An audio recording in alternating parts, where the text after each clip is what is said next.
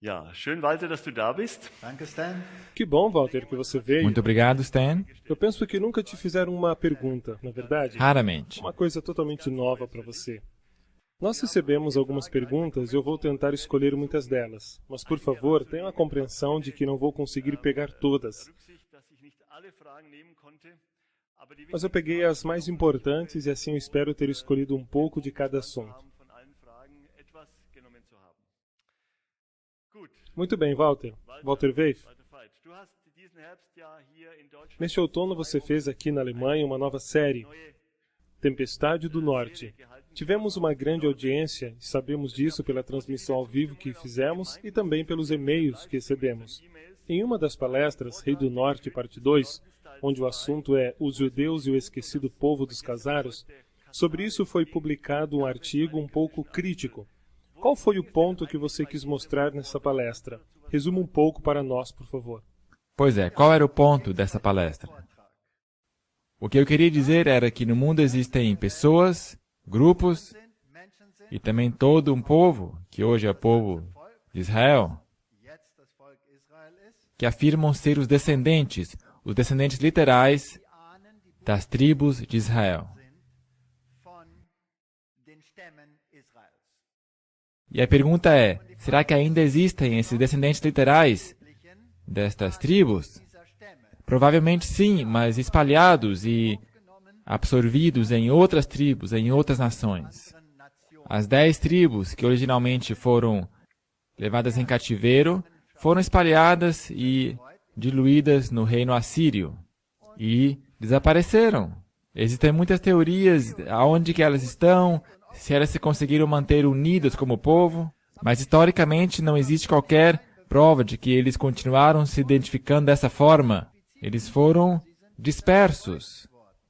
Então as tribos que ainda se mantiveram, Judá e Benjamim, que voltaram a Israel, que voltaram a Jerusalém, estas tribos, naturalmente, passaram pela mesma coisa. Primeiro veio a grande destruição, no ano 70 depois de Cristo, e ali eles foram destruídos, ou pelo menos parcialmente. Então eles se reconstruíram e eles foram novamente destruídos. Num violento massacre dos romanos e do imperador Adriano, e ele também então, digamos que proibiu a religião, proibiu o sábado, dispersou o povo e depois desse tempo, mais tarde, vieram os islâmicos e conquistaram esta parte. E desde então esse povo tem sido absorvido em outros povos. Existem alguns que creem que eles são os descendentes literais. E eles estão em toda parte do mundo. Existem os israelitas britânicos, esse é o ensino de Armstrong, entre outros. E esses afirmam que as tribos, essas 10 tribos, de alguma forma foram à Inglaterra. E teríamos então os britânicos, e esses então são os descendentes, e por isso que também receberão as promessas literais. Eles reclamam para si as promessas literais da Bíblia. Ou seja, nesse reino eles poderão dominar o mundo. É claro, alguns se irritam com isso e dizem que não existe nenhum tipo de prova para isso. Outros creem que não são somente os britânicos e os seus descendentes nos Estados Unidos, mas todas as tribos que estavam na Europa. E com isso, esse pensamento também foi transferido para o meu país, para a África do Sul. E ali existem pessoas que creem que são os descendentes literais das 12 tribos. E eles têm uma teologia, para dizer pouco, bem incomum. Muitas vezes associada ao racismo. E, enfim, só isto já é problemático. Portanto, será que ainda existem essas tribos literais? E a resposta é não. Tem a ver com o princípio teológico. Se, portanto, nós não temos descendentes literais, nesse caso, digamos, diretamente da tribo de Judá ou de qualquer uma das outras tribos, Então as promessas também não podem ser aplicadas literalmente. Então, no sentido espiritual teológico, essas promessas, de acordo com o Novo Testamento, foram transferidas para a comunidade cristã. Porque quando nós estamos em Cristo, então nós somos semente de Abraão. Portanto, o objetivo da palestra foi de mostrar que não existem descendentes literais, e no sentido espiritual foi transferido. A teologia que hoje em dia se vê nos círculos evangélicos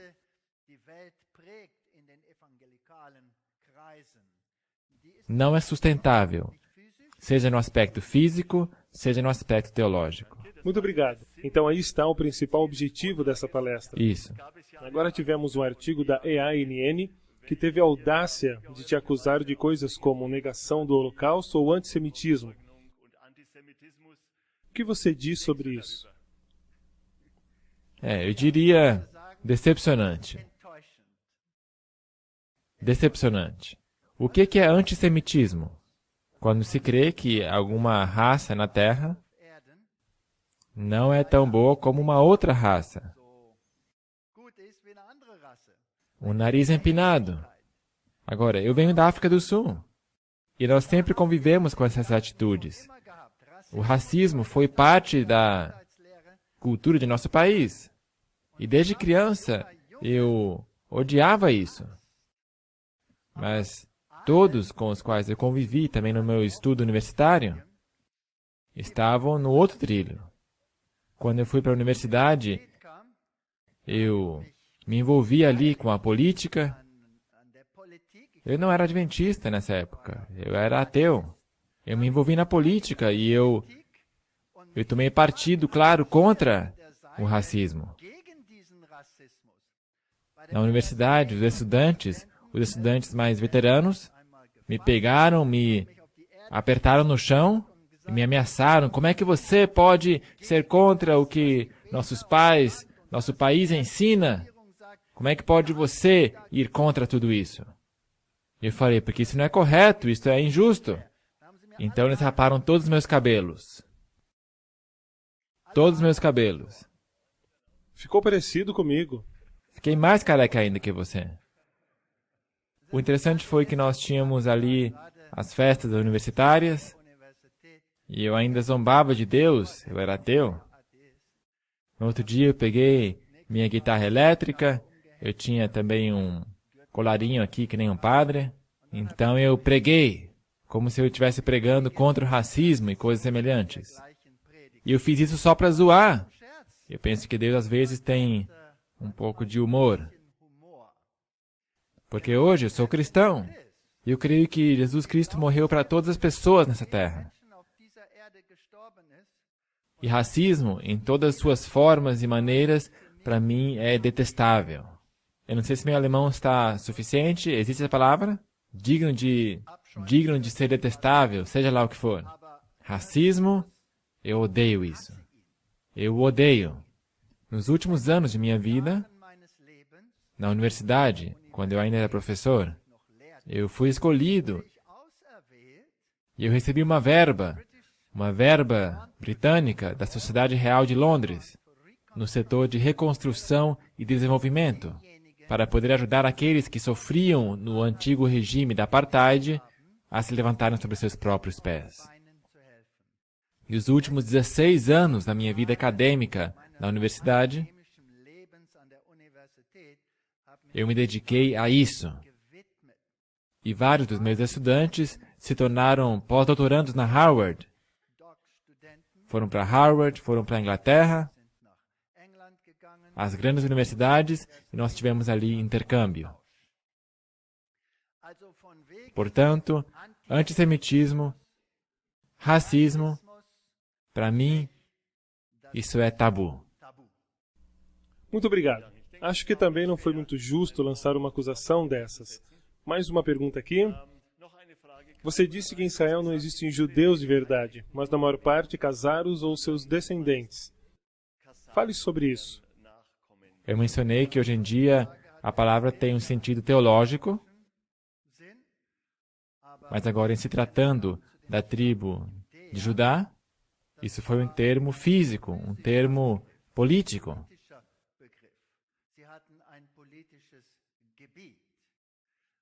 A religião judaica está espalhada no mundo inteiro.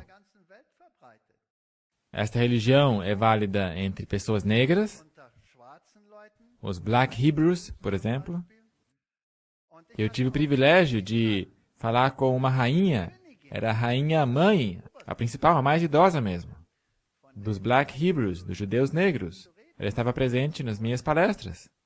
Eles também vivem ao redor de Jerusalém e creem que são os descendentes literais de Salomão, por exemplo, dessa linhagem. E aí também temos outras nações, muitos se tornaram judeus e abraçaram a fé judaica de outras tribos. Portanto, a fé judaica não está erradicada. A fé judaica ainda existe, mas o ponto é simplesmente a promessa. A promessa foi dada às 12 tribos. Será que essas 12 tribos ainda existem? Tribos literais, sim ou não? Não existem mais, correto? Sim, muito obrigado por essa explicação outra vez.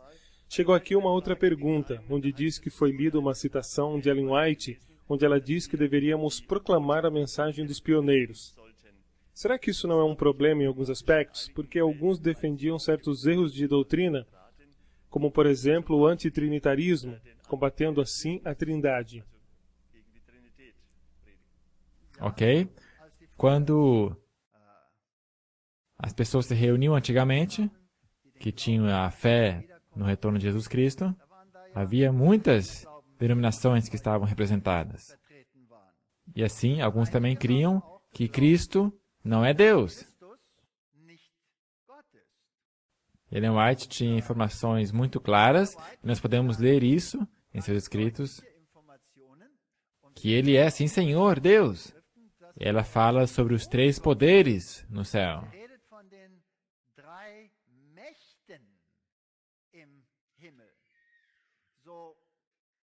Portanto, pelo simples fato de haverem más compreensões, será que isto vira o adventismo do avesso, mesmo que tenha sido depois corrigido?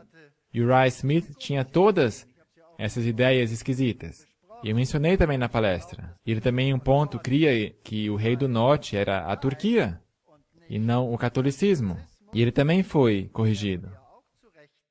Portanto, essas concepções errôneas têm que ser eliminadas, têm que ser limpadas. Quando chegaram a essas conclusões, através de oração, de estudo da Bíblia, o que é verdade? Então a maioria se apegou a isso. O espírito de profecia apoiou isso e confirmou. Portanto, houve também um crescimento aí. Claro que houve um crescimento. Será que o protestantismo surgiu da noite para o dia? Não. Muito bem, obrigado. Então sempre surge uma pergunta. Eu gostaria de pedir para que mostrem aqui algumas imagens. Como se pode explicar que sob a sepultura de Ellen White tem um obelisco? Essa imagem é do cemitério Oak Hill. Foram tiradas no verão do cemitério em Battle Creek. A próxima imagem, por favor. Então aqui está o panorama do cemitério. Próxima imagem. Aqui, portanto, está o túmulo de Ellen White. Como se pode explicar isso? Como é que se pode explicar o quê? Que aqui existe um obelisco? Um símbolo ocultista, místico. Isto era costume nessa época, quando demos uma olhada aqui. Nesse cemitério existem vários. Mas será que eu tenho que me apegar ao fato de que existe um obelisco aqui nesse cemitério? Ou será que eu devo me orientar naquilo que está escrito? O que ela disse sobre a maçonaria? Porque se diz que aqui é um símbolo que é usado pela maçonaria. O que ela falou sobre isso? Claramente que não podemos fazer parte desta organização. E ela teve experiências fascinantes com maçons, onde ela mostra para eles que eles estão no caminho errado e que deveriam sair. Nós não podemos ter nada em comum com essas organizações. É interessante, sempre existem esses ganchos onde podemos pendurar as nossas dúvidas. Eu penso que este é um desses casos. Eu me oriento no o que está escrito. Bom, espero que de uma vez por todas essa pergunta esteja respondida. Muito bem, mais uma pergunta aqui, que a princípio já foi feita, mas enfim, alguém escreveu aqui para mim. Está claro que não deveríamos abandonar a igreja, mas como lidar com a situação na prática? Como quando entramos no culto aos sábados, por exemplo, e ali são pregadas teorias falsas e são apresentadas músicas tipo rock e assim por diante. Um ambiente em que não nos sentimos bem. O que eu devo fazer? Talvez não haja outra igreja ali na região? Como já disse antes, nós somos parte da igreja. E posso contar para vocês, eu estava num grande campus, não sei se esse é o termo que se usa, de uma das nossas universidades, onde o negócio estava preto realmente. Então eu me encontrei com um pregador bem velhinho. Ele veio a mim depois de uma das minhas palestras. Ele me abraçou e chorou um pouco. E nós passamos um tempo bem gostoso ali conversando. Então ele me disse que apesar de ele estar jubilado, ele todo dia vai ali para a universidade. E nesse campus, andando por ali, tinha moças, onde não se sabia se o que estavam usando era uma saia ou um cinto. Mas esse homem sempre se entretinha com essas pessoas. E ele definiu a sua missão de não se retrair, de sempre trazer uma palavra de ânimo, de encorajamento, e simplesmente abraçá-las com o amor de Cristo. O que eu faço com uma comunidade, se ela chegar a esse ponto? O que eu faço com a minha igreja, quando chega a tal situação? Da vez passada eu falei que não se deve retrair totalmente. Então, pelo menos participe da escola sabatina. Mostra aí seu rosto, vá para a escola sabatina. E se mesmo na escola sabatina são ensinadas doutrinas esquisitas, então traga o seu argumento de uma forma cortês, não de uma forma muito argumentativa. E quando chega a hora do culto, de uma forma em que realmente fica insuportável, então comece um pequeno grupo, mas ainda se é parte da congregação. E quando há pessoas suficientes, comece ali um grupo. Nós temos essa possibilidade. Na África do Sul, ali nós temos constantemente grupos que se formam. Nós queremos que novos grupos se formem. Porque o Espírito de Profecia diz que uma igreja não deveria ser maior que 50 pessoas. Então deveria se dividir. Porque senão se torna como Battle Creek. Ali se pode desaparecer no anonimato e não fazer nada. Espalhai-vos. E eu faço parte das comissões ali no meu país também. Quando existe um certo número, eles recebem o apoio. Quando são mais que 20, já podem ser uma igreja. Isso não é difícil. Próxima pergunta. Deveríamos usar ocasiões como o Natal para fazer o trabalho missionário? Por exemplo, será que poderíamos fazer uma espécie de um bazar servindo bebida quente, um bolo, com algumas vendas, quem sabe? Nós, na verdade, temos instruções muito boas sobre isso. Nós só precisamos abrir o Espírito de Profecia. Ali diz que não devemos colecionar nosso dinheiro por bazares, com vendas de bolos, disso e daquilo.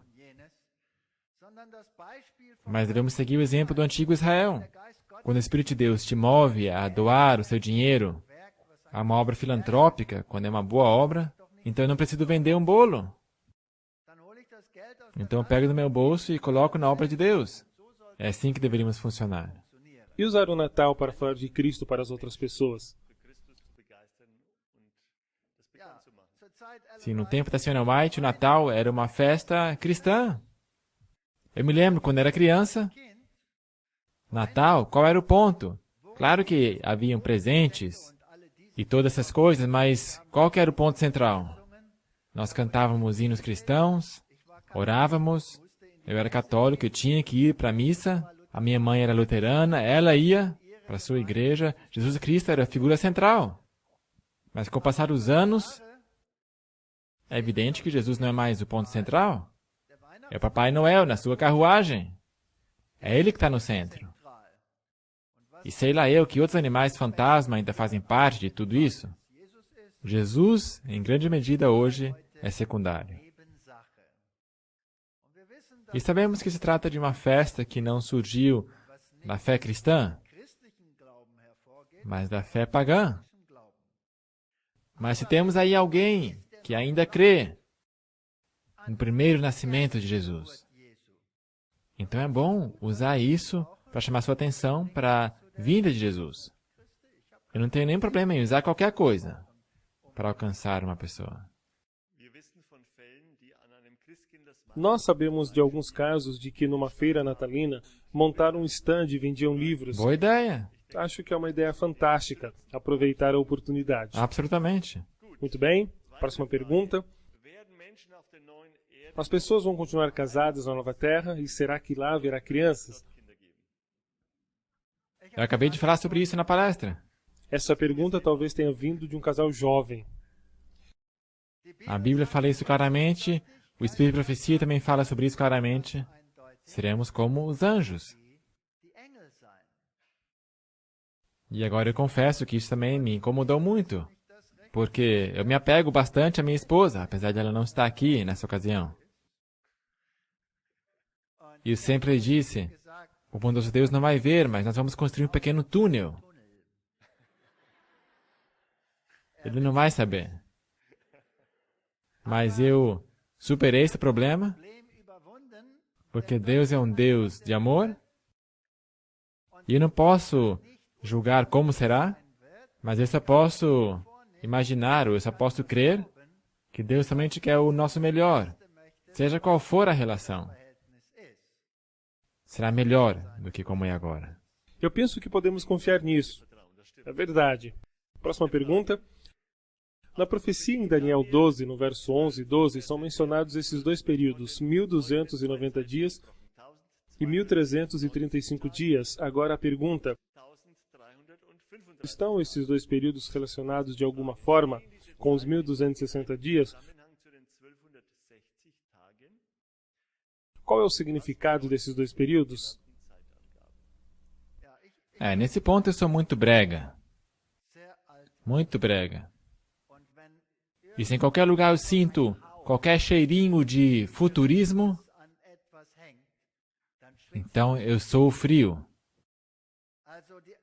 Enfim, a velha e boa interpretação é que a profecia estende um plano, a próxima profecia não pode romper com esse plano, mas pode construir sobre ele. Assim também é a seguinte, não pode destruir as anteriores ou modificá-las, porém as pode ampliar. É assim que eu vejo profecia. A tendência moderna é pegar partes de uma profecia, separá-la do plano anterior e aplicá-la em algum tempo diferente. Isso aí se chama futurismo.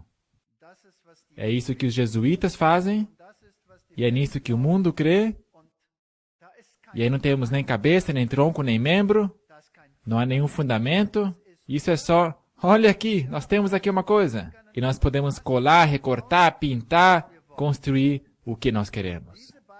Essas duas profecias fazem parte da anterior, e portanto estão conectadas com os 1260 dias, e esses terminam em 1798.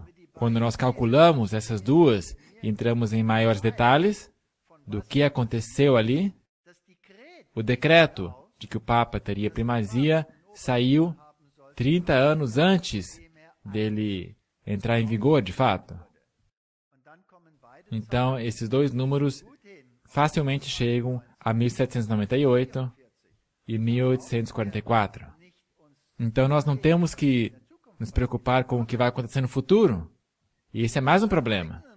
Em nosso próprio meio, esses tempos também são aplicados ao futuro e posicionadas num tempo depois do fim do tempo da graça. Então nós temos certos períodos de tantos dias, entre aspas, ou anos, ou seja lá como eles veem isso, dias literais. Se dias antes eram proféticos anos, então agora eles se tornam literais e depois do tempo da graça. Agora, eu tenho uma grande pergunta, e é a seguinte: depois do tempo da graça, qual é o sentido de eu saber que ainda haverá 2 semanas ou 2 semanas e meia? Porque o tempo da graça já passou. Se está ou salvo ou perdido.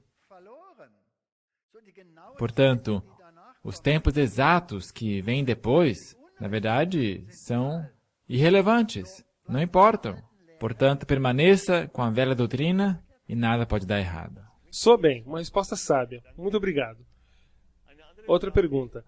É o seguinte, a Bíblia algumas vezes utiliza o mesmo símbolo para Jesus e para Satanás. Isso, de certa forma, cria uma confusão. Por exemplo, o leão é usado para Jesus e para Satanás. Na cobra temos o símbolo da serpente de bronze de Moisés. Como é que você vê isso? Por que é que a Bíblia faz isso? Sim, a rosa. A rosa também é um símbolo de Lúcifer, mas também é um símbolo de Cristo. Bem, eu não tenho nenhum problema com isso. Porque tudo que há nesse mundo pertence a quem? Pertence a Deus. E Satanás o imita em tudo. E é por isso que dizem que ele é o macaco de Deus. Ele se apropria de tudo que, na verdade, pertence a Cristo. E ele usa o mesmo sistema. Ele também constitui uma trindade, mas esta é Pai, Mãe e Filho. Ele também tem um pai, que é o dragão. Ele também tem um filho, que é a besta. Ele também tem um Espírito Santo, entre aspas, que é o falso profeta. E também quer que todos obedeçam ao seu filho. Ele também quer que seu filho seja juiz e não seja julgado. Porventura o Papa não diz isso também? Que ele é o juiz e que ele mesmo não é julgado. Ele também tem uma suposta morte, ele recebe uma ferida mortal. Também tem uma ressurreição. Portanto, na verdade, ele é o macaco, o imitador. Agora, quando Cristo aplica esses símbolos a ele mesmo, o leão, ele é o leão da tribo de Judá. Bem, então é isso. Então, Satanás também vai querer usar esse símbolo para si mesmo. E esse é o seu símbolo para a Babilônia, a sua religião. Ele pega e usa para si mesmo. Ele é a cobra, a astuta serpente. O símbolo que Moisés teve que erigir era a cobra. Então se pergunta por que Cristo usa justamente a cobra como símbolo? Porque ele, Cristo, por nós se tornou pecado. Ele não era pecador, mas ele se tornou pecado por mim. Ele estava pendurado na cruz, por mim. E esse é um símbolo apropriado quando nós o entendemos, nesse sentido. Portanto, sim, mas Cristo primeiro, o macaco vem depois. Você acabou de mencionar o Papa. Aqui alguém pergunta, por que é que o Papa, que deveria ter tanto conhecimento bíblico, não reconhece a Cristo na palavra de Deus? Bem, isso agora pode parecer duro, mas a Bíblia diz que o dragão lhe deu o seu poder, e o seu trono, e a sua autoridade. E afinal, Satanás também se transforma em anjo de luz. E estou convencido que milhões de pessoas adoram a Lúcifer, sem saber o que estão fazendo. E quando você está envolvido num sincretismo, assim como os crentes muitas vezes os tiveram, e assim como o povo de Israel também esteve. Então também oraram a Jeová, mas no estilo de Baal. Então a quem que de fato adoravam? Então ele pega a cultura, a filosofia desse sistema, o infiltra e a transforma em sua igreja. No Antigo Testamento, Deus é descrito como um Deus ciumento ou zeloso. No Novo diz que o amor não arde em ciúmes e Deus é amor. Como isso se encaixa? O ciúme de Deus não é o nosso ciúme. O ciúme de Deus é uma proteção. Ele cuida, ele os protege, ele os abraça, ele os ama, mas não os força. Ele lhes dá o livre-arbítrio, a escolha. E onde está a prova de que lhes deu a livre escolha? Olhe para a cruz. Olhe para a cruz, e não só isso. No Antigo Testamento, olhe para o Cordeiro. Portanto, esses ciúmes não é o que nós temos. Felizmente, não. Mandou bem, é verdade. Mais perguntas sobre o Apocalipse? Nós temos as 7 trombetas no Apocalipse. A pergunta diz, será que elas vão se repetir a partir do decreto dominical? Bom, na verdade você já respondeu alguma coisa parecida. Eu estudei esse plano, esse patamar do Apocalipse.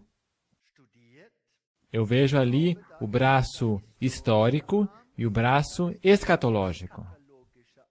E estes se cruzam nos grandes eventos das 3 mensagens angélicas e na igreja do tempo do fim, eles se encontram aí no meio. E as trombetas estão posicionadas no braço histórico. E, portanto, eu os deixo ali onde Deus os colocou. Agora mais uma pergunta sobre mandalas. Como é que isso pode nos afetar? Porque também para as crianças é mostrado isso nas escolas. Qual é o efeito disso? O que você pensa sobre isso? São métodos que são aplicados para suscitar uma condição hipnótica. E qual é o seu objetivo? Que nos tornemos mais acessíveis a certos pensamentos, e ideias, sentimentos, que talvez são mal usados, abusados. Na verdade, certamente é um abuso. Se trata de um abuso. E também por outros seres. Então, em todo esse negócio, qual é a nossa finalidade? Nada. Muito bem. Eu penso que o cristão tem que ter uma mente muito clara para não se meter em qualquer problema. Quando nós falamos com Deus, então temos uma relação. Então falamos com Deus como se fosse o nosso amigo. Eu não preciso de nenhum ritual, eu não preciso blá blá blá. E eu sempre volto a usar esse exemplo. Como é que eu converso com a minha esposa? Isso deveria ser determinante, porque nós somos a noiva de Cristo, segundo a Bíblia. Portanto, Ele é o noivo, nós somos a noiva. E como que nos relacionamos? Será que eu tenho que instituir aqui um ritual? Será que eu tenho que me sentar sobre o chão, enrolar os meus pés um no outro, ou seja lá o que for, e repetir 1000 vezes uma certa palavra ou frase para conseguir uma resposta da minha esposa? Ela diria, o que está fazendo aí? Eu diria, estou buscando uma relação com você. Ela responde, mas por que você não pede? Bem, estou tentando, olha só aqui o nó que eu já dei. Isso não faz sentido, não é verdade? Quando se tem uma relação, então se fala com Deus, como se fala com um amigo. Alguns têm aprendido também em nosso meio que há um certo método que temos que seguir para alcançar Deus. E tinham boas intenções. Então tinha aí um ensino de, digamos, como caminhar pelo santuário para atingir a Deus, para adorá-lo. Mas se, por exemplo, eu cair de uma montanha, eu não tenho tempo para isso. Então eu grito, meu Deus, socorro! Portanto, quando temos aí um ritual, é um problema. Porque se trata de uma relação não um método. Muito obrigado. É fundamental compreender que o Evangelho é simples, É nada simples, de complicado. Eu, inclusive, me lembro que você falou uma vez, quanto mais complicado, mais o santo desconfia, na verdade? Quando chegam aí com a sua roupa de Batman e sei lá o quê, para se exaltarem, então, fique com dor de cabeça. Muito bem. Mudemos um pouco de assunto. Falemos sobre vida no campo ou como deveríamos viver no tempo do fim. São duas perguntas, uma pergunta dupla. Como podemos colocar esta questão mais no foco em nossa igreja? E poderão os eventos finais acontecer se ainda não construirmos essas, digamos, arcas no campo? Na verdade, já faz tempo que nós temos essa mensagem sair. Mas não é possível para todos. E a mensagem também diz, de acordo com que Deus abra as portas. E a mensagem também diz, alguns irão e vão preparar o caminho. Acerca da Europa está escrito que, se isso não for possível, nesse tempo terrível da perseguição, vai de cidade em cidade até. Portanto, ali onde não é possível, Deus tem que usar outros métodos, mas aonde é possível, faça o que Deus mandou. Sim.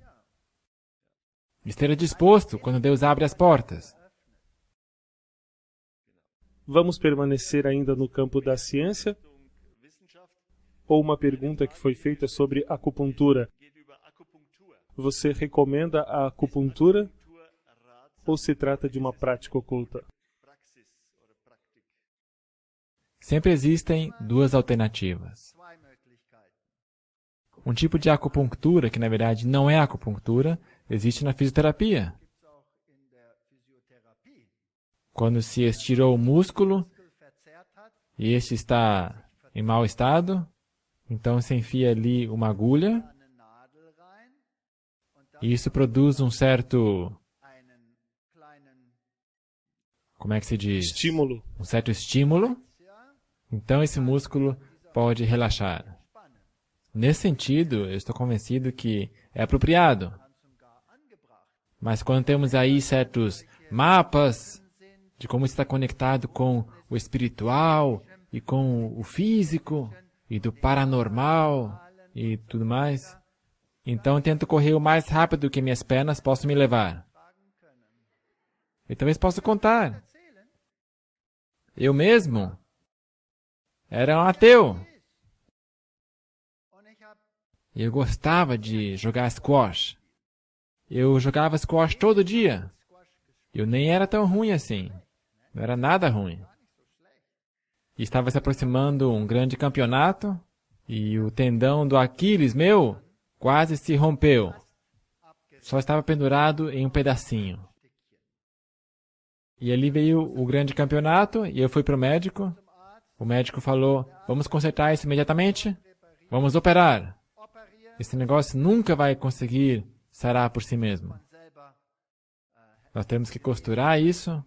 E eu sei também da fisiologia que ali tem poucas células.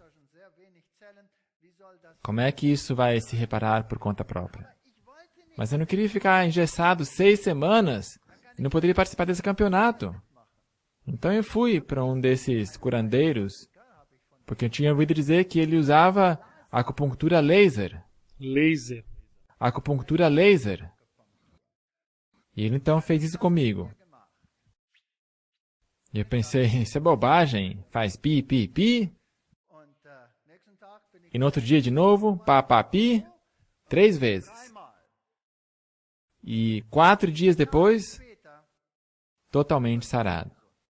Impossível, fisiologicamente inexplicável. Hoje em dia, eu não iria mais para lá.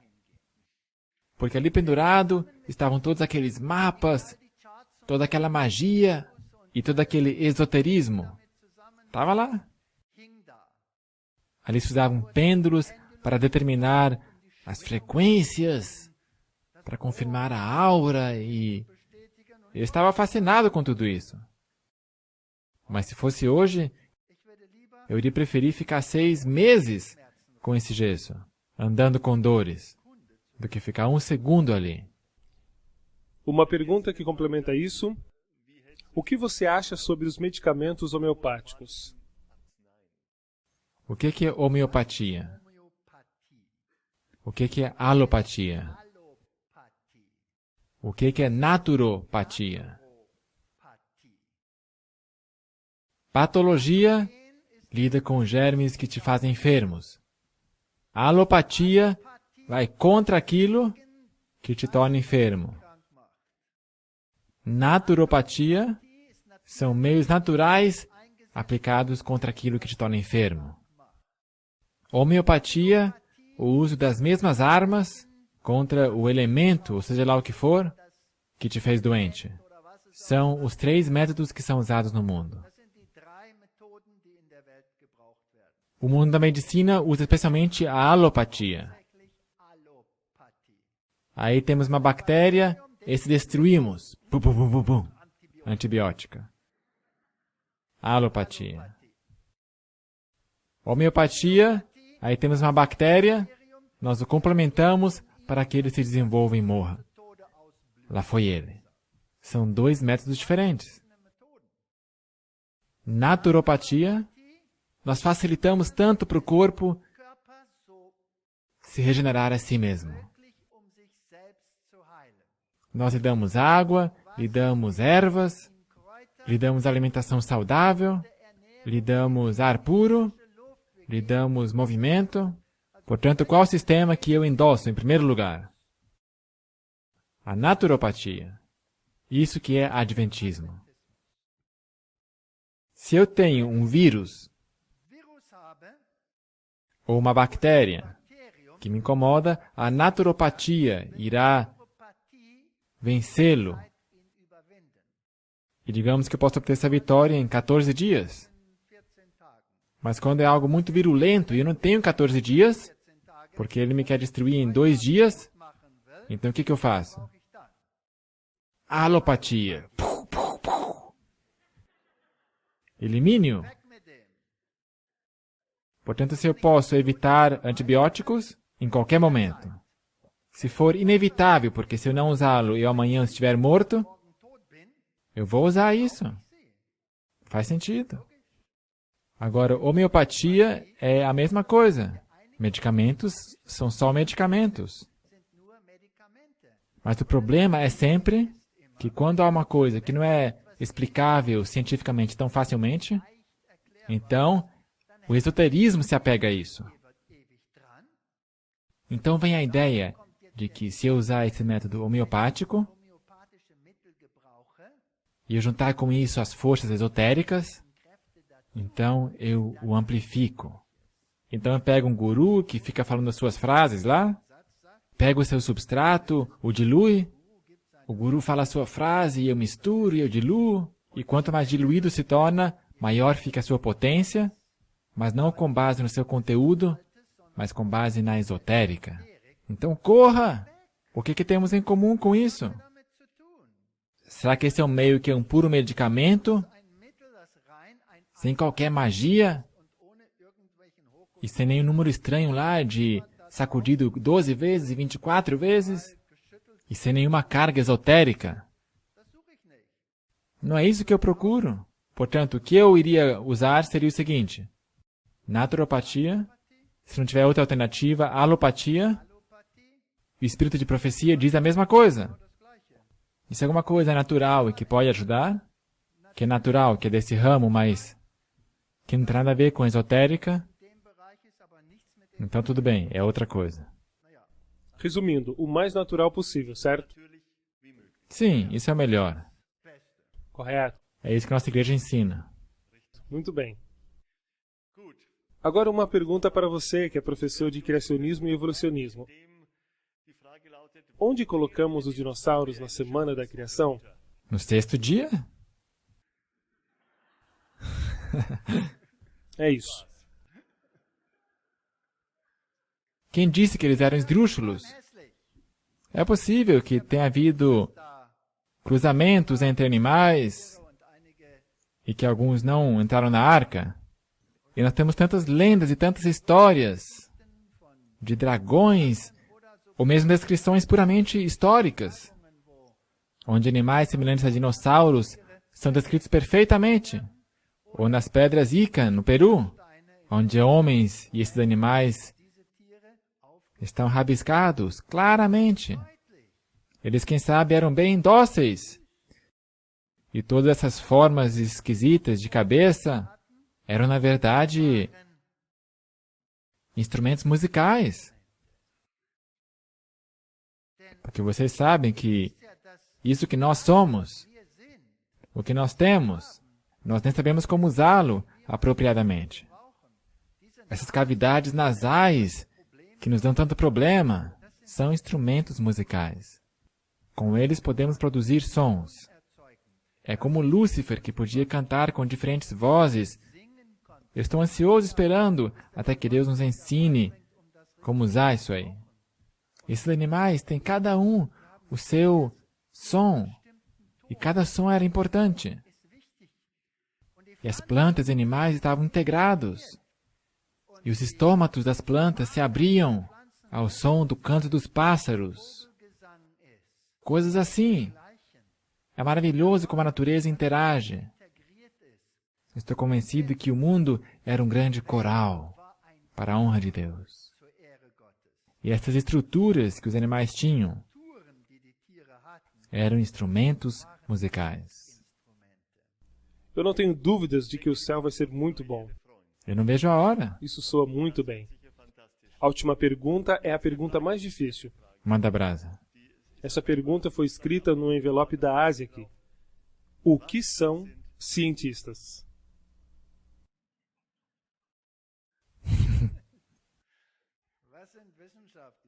Bem, se seguirmos a definição, são pessoas que aplicam o método científico para explicar alguma coisa. Quer dizer, aqui nós temos uma percepção, aqui temos um experimento, aqui temos um resultado que é analisado. Aqui temos um início e um fim. Mas o método científico não pode ser usado para a evolução, porque esta não pode ser provada empiricamente. Portanto, está no patamar da hipótese. Não pode nem ser uma teoria. Muito obrigado. Muito obrigado. Essas foram as perguntas. Muito obrigado ao Walter Weiss pelas respostas. E agradecemos também a Deus, que te deu tanto conhecimento. É um prazer. Eu nem tenho um conhecimento tão enorme assim.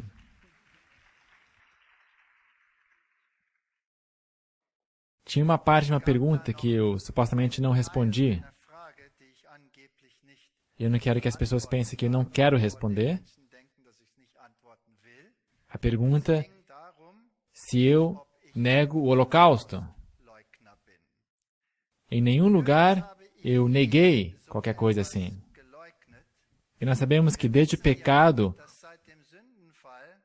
o homem tem perdido a sua humanidade para com os seus semelhantes. Foi isso que eu vivenciei no meu país. E penso que na Alemanha eles passaram pela mesma coisa. Portanto, em nenhum lugar eu falei isso, nem o apoiei. Mas eu também sei que todo esse racismo, esse ódio das raças, não vai permanecer na nova terra. Porque os povos virão do Oriente e do Ocidente e estaremos todos juntos, como irmãos. E eu estou convencido que essa irmandade somente é possível em Cristo. No meu próprio país tivemos um tempo terrível com racismo, e o trágico é que não passou. Não passou. Ainda temos racismo, aparece em diferentes formas, se tenta abafar ele aqui, depois ele aparece ali outra vez. Mas quando estamos em Cristo, então somos irmãos. E podemos rir um com o outro, podemos chorar um com o outro, podemos nos abraçar, e podemos nos apoiar mutuamente, e podemos comer juntos, e podemos morar juntos numa casa, e podemos ser amigos e irmãos em Cristo. e oxalá todo mundo estivesse nesse ponto. Oremos.